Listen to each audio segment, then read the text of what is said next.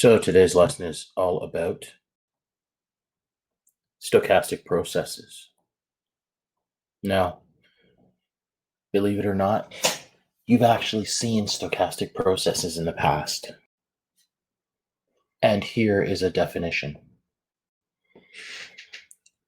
So a stochastic process is literally just a sequence of experiments that depend on some chance experiments. In layman's terms, it's this. And this is why you have seen this before. You can think of it as a tree that shows an experiment, but on the edges of the tree or its branches, you'll see a percentage or a fraction that represents a probability of following the specific path you're choosing. It's almost like a Pascal's triangle, except this time you're using probabilities to show all the probabilities of going from one spot to the next. So let's take, for example, this.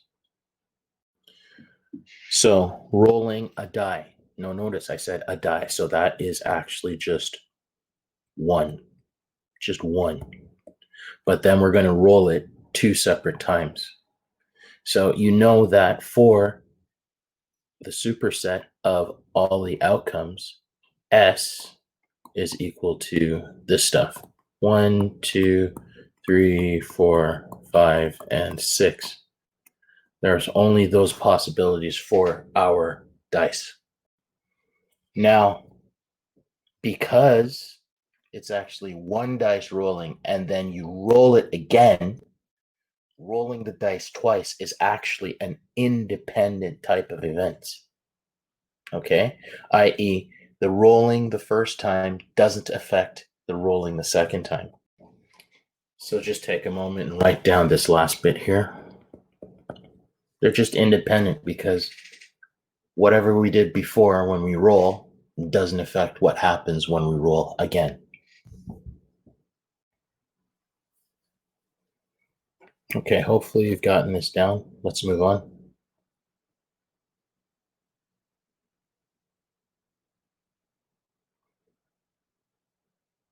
Let's continue this concept of a stochastic process. So, for example, an exam. If you think of an exam, it is a stochastic process. Hopefully, you actually studied so you're not truly thinking that it's just possible chance that you pass your multiple choice exam. So, let me give you a sequence of events that could possibly describe this. Now, why is this a stochastic process? This is why. One. So, if you answer the first question correctly on your exam, your confidence spikes. It increases, right? That means this double arrow that I show you says that this means or implies the following.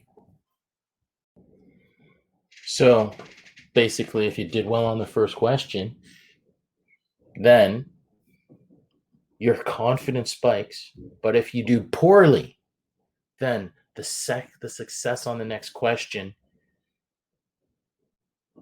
will be better. But if you do poorly, then you could be, and then if you're stumped by the first question, then your confidence on the second question is tanked, okay, is affected. So if you get stumped, you don't have the same confidence. So here's our first example of a problem that we can model.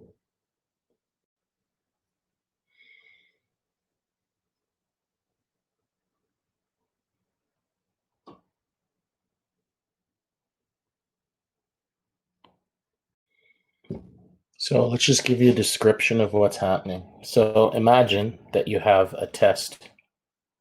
A student is writing a test.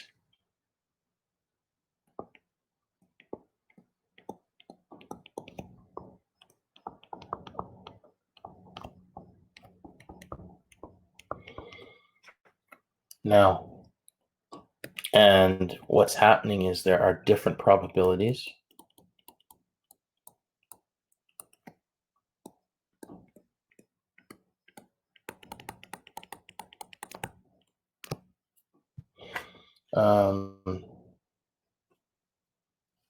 There are different probabilities whether you get it right or wrong. Okay?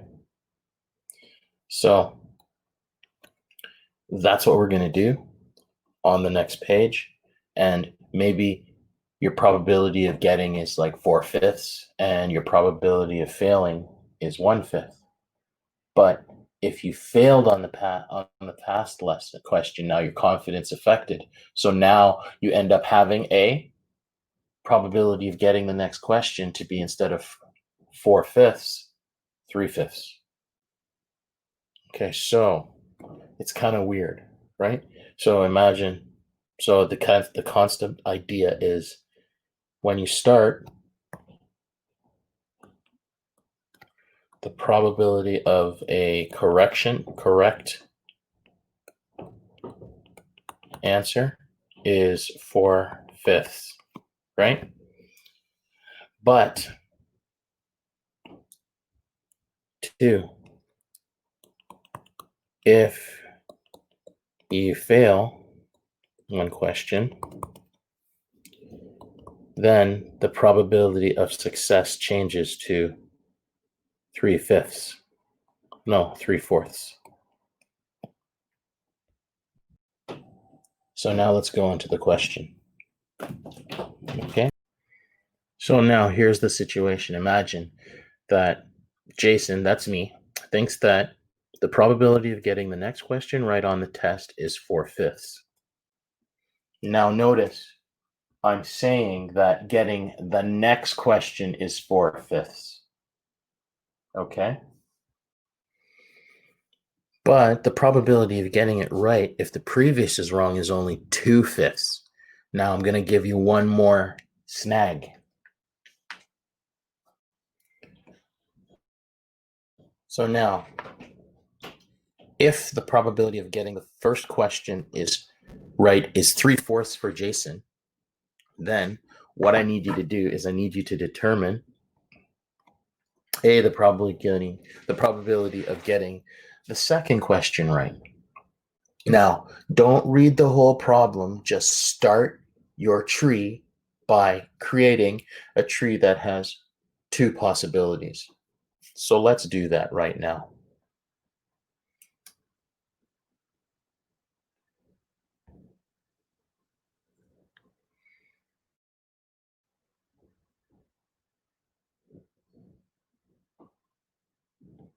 All right, so for this problem,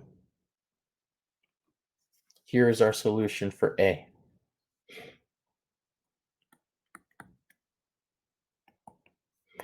All right, so this problem consists of 2 questions. Let's call it Q1 and Q2. And remember, we're creating a tree. So here's Jason. He's starting his test. He attempts question 1 and gets it right or wrong. Okay, so now, based on our problem, it says that the probability of getting the next question is right, but since we're only starting, we have to start with the first part of our problem. So if the probability of Jason getting the first question is the first question right is 3/4, then that means that this part here, that this path along here is actually 3/4. And I'll actually put that in red. Let's put it in black this time. 3/4. Now, the complement of 3/4 is the probability of getting it wrong. So that's just 1/4. So if I screw up on this test, on the first test, if I'm going to screw up on the first question, it's going to be a 1/4 possibility, because I went to the Jay-Z concert yesterday, right? So now, to get to the second question, right, the probability of getting it right or wrong is given by The first thing that says the probability of getting the next question right on a test is 4/5. And then the other part of the problem says, in the purple part, it says if the probability of getting the first question right is 3/4, but the probability of getting it right if the previous was wrong is only 2/5. So that means these questions, these first two lines here, give us two different possibilities. So if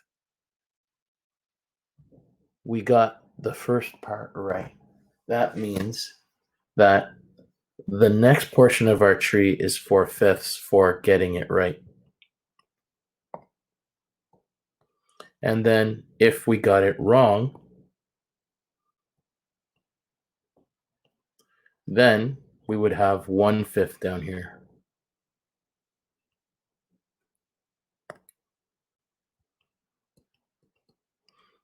Okay. And so now, if you think about it, it says here on the last line that if I screwed up on the first problem, if the previous question was a failure, then what happens is we have a probability of getting the next question right being only 2/5. Oh my goodness. So basically my confidence level has been affected greatly because I didn't study and went to the Jay-Z concert instead. So now I've got 2/5 possibility here. And then the possibility of getting it wrong is much more likely because I have a lot less confidence. And this answer here would be 3/5. Okay. So now, if we want the possibilities of getting it right and right, so this is the final stage here. You've got right and right, right? Now notice I said right and right. So in order to figure out the probabilities for that, we literally just have to follow the path that has right and right and multiply those two numbers together. So right and right gives us 3/4 times 4/5, which is equal to 3/5. Okay. Now, if we were doing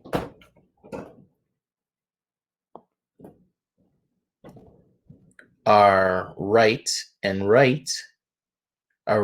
then wrong, our probability is going to look like this. And we end up with 3/4 times 1/5 is 3/20. So now, suppose that I had wrong, then right. Wrong, and then right. So first one was a wrong, then the next one was right. My calculations for my probability for that one is essentially this: 1/4 times 2/4. No, 2/5, I guess. Sorry. Which is equal to just 1/10. And then if I had a wrong and another wrong, that would give me the following probability.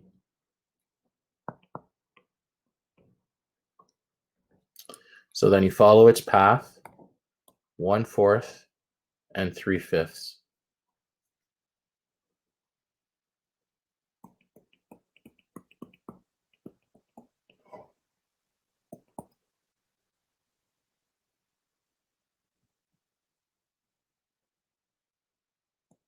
Which is 3/20. So now let's just quickly zoom out and take a look at what we want to find. It said here, what is the probability of getting the second question right? So all we have to do is look through our list of stuff for our final results for the first 2 questions. Okay? So now here it is. You've got, so get the probability of getting the second right. Okay, so when we've got that, you've literally got 2 rights, which is here. Okay, so the probability of getting 2 rights is 3/5. But then when we're looking for the probability of the second right, we're also looking for this one that should be 1/10. So right, wrong, and then getting a right is 1/10. Okay. So once we've got the second question right, then you're able to do this part here. So now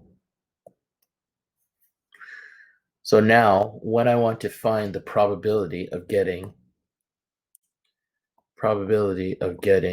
the second question right, it's going to be just this.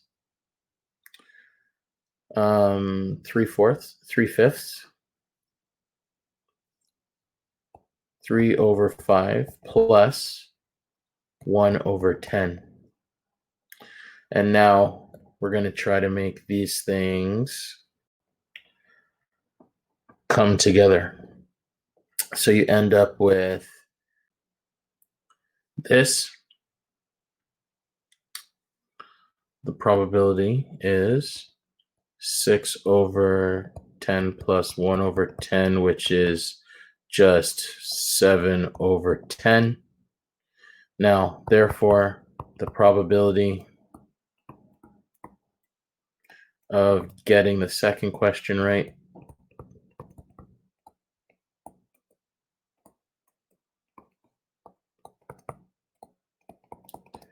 is 7/10. You could have said, or you could have said 0.7, or you could have said 70%. Now, your exit task will be to do the third problem of our set today. So do the exit task. So do this last little bit so I can see what you're doing, and then I want you to do the questions that I've provided for you for this lesson. So the last type of problem that we'll do is a problem that deals with die.